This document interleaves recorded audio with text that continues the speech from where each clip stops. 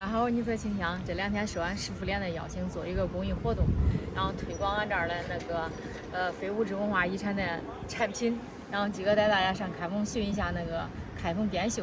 咱先找一个咱开封编绣的名家，给大家介绍一下编绣的悠久历史，还有它的工艺制作。啊，这是俺的媳妇儿。是不是？啊，是。就像你这个手里这个，手里，我把俺那针绣花针先拿下啊，要不一会儿对着2个针。咱先找那个魏多梅女士来给大家介绍一下那河南开封的编绣的那个历史和它工艺制作。你这也不中吧？装。挺好了。这样比较亲民。让你干活。然后魏姐比我大1岁，我是75，她是77。我属虎了。属虎了。先报年龄啊。叫魏姐。俺不能报年龄。38了，心态。中，心态越好越年轻。你。哎，咱去看一下那个绣花。咱就用开封话介绍哈。这不都是咱绣出来的吗？哎，这全部都是俺那个，这都是徒弟们绣的。哦，像那这种的这一幅画绣出来大概得需要多少天？这多长时间？这幅作品，你看这个蓝印花基本上绣2个多月，像这个也绣了将近，都是2个多月。几个人？一个人吗？一个人2个多月。一个人绣了。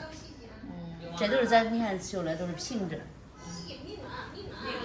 我还是比较喜欢这种写意的哈，这种淡墨是那个，你看把它的陈显辉表现的那种写意的画，这是水墨的荷花。编绣就是起源于北宋时代，都是编绣的特点是以针代笔，以线代墨，基本上就是花绣相结合比较多一点。是。你看这种呢，这幅作品就是说荷花都是水墨的，它就是又通过那种灰颜色的变化用10个颜色把它的沉浅灰淡墨都给它表现出来。这个是咱的也是绣了这种牡丹，这个都是工倍画，然后这个都用了，你看这一个牡丹，还有这种牡丹的层次，基本上都用了好几道颜色融出来这个牡丹的色彩。它这种你看它颜色的运用，而且你看这一幅作品，它像3维立体画一样做的非常的真，而且它做针脚非常的短，才能把它的叶子你看没做的非常翻出来一点，就是像翻印一样。你看这一幅同样是2幅牡丹，它做的方法都不一样，这个稍微它没有揉出来那种感觉了，然后但是这个做的也挺好，用那种丝痕的方式把这个牡丹花你看做了也很漂亮。就是国家级的非文化遗产，2008年进入了第2批，咱是国家级非遗，我也是咱开封的代表性传承人。我做这个行业已经有30年了。30年了。带徒弟是99年，那个做了自己的厂。后来我也拜你为师吧。谢。看你的手了，你看你的手能绣吗？所以就是属于拿那个家里的那个上盒刨了抓钩了。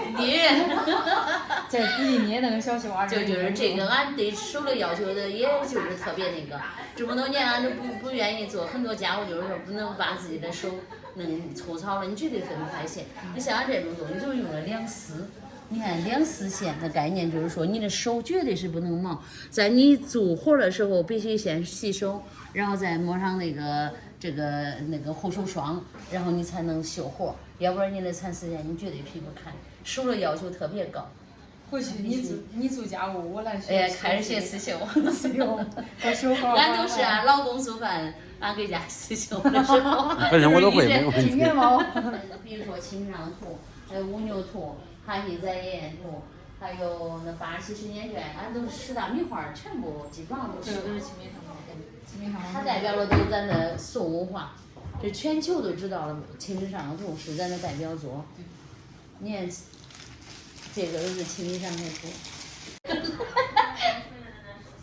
不中，我弄不成，我家忙死了，我说了。我先看一下我的那个绣花。这个是清明上河图。我没弄过。你是不是2个合1个了呀？还没有啊？没有啊。2个合1个了吧？不是，它底下的印儿，我没有按住底下的印儿做。对，你按这太大了。我按住底下的印儿做。乖，胡同你要走着弄啊。我9个人相当于一个人休1年多，9个人就是快2月。俺这9段，9个人。这是一个长卷是吧？那就是按周提。啊，那咋弄啊？俺是图多大俺就修多大，啊，你不能不改，能自己改。你得修我那呀！我一看，这谁修的呀？那个我说，我修了吧？你修到这儿了？我那天不是修有这儿，修有那儿，俺是2丝儿的。那2丝，你看这，我给你们皮皮2丝线是概念啊。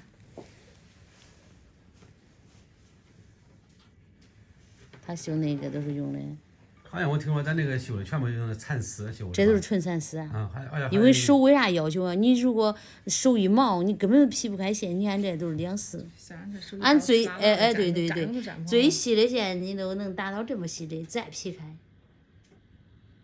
看，用这细的线看没？劈不差不多了都。那还可以劈啊。还可以再劈。做人物肖像的时候，必须把这个还得再劈。如果粗的话，你还把这个线还可以劈起来，看没？看没？得慢慢的再给它搂起点，因为你线粗，你还可以。哎呀，你还可以劈成这么细，断不断？比头发丝还细嘞。那你断不断？你还得给它劈开，这都练你的那个能力。你看这么细。首先练这个皮线。你看手为啥得保护好啊？就是你修的时候，如果你的手毛的话，这个线咵毛了，你修不了。你修不了这么细的活，对这可要求可高呀！一个线，一个你的手保护，一个是各方面你的功力，一个你的技术。这不是说你1天2天能学会的，基本上培养成3个月是基础，1年以上你能差不多把基础的能学会。你看我手一照都粘都粘。你保养几天都好了呀。你保养几天都好。那个这个是大马桥嘛，那是唐朝的美女，你看那是油画的效果，反映的是。这是乱针绣，这种全是那个手机包包，在做工，你看多细，你一看就知道了。而且这个面料，它是这种好的面料嘛，它这是你冬暖夏凉，它是纯真丝的，你才能绣的。你看它为啥？你如果那种可不好的这个缎子面料，它是细嘛，它会把这个针儿扎出来，看着可粗糙。你看这细的配这面料好，它能扎出来可平，色彩而且不错。你看这是两面的那种，这真长了。光这个面料你看看，它一般都打这上，都穿那个小西装，大衣也配着比较好看。就是我们开封的编绣，就是说以古朴典雅为主。你看每一个颜色做了都比较淡雅一点，颜色不那么艳，而且它的你看它这个编绣啊，现在做的是小到一个手机包都可以做成，对，大到一个长卷的那个《清明上河图》最长的得有多长了？咱们8米长， 8米长。看这个手机包做的，非常漂亮。然后它是这个颜色，好些款式4个颜色，然后这是真丝的围巾，这个叫围脖，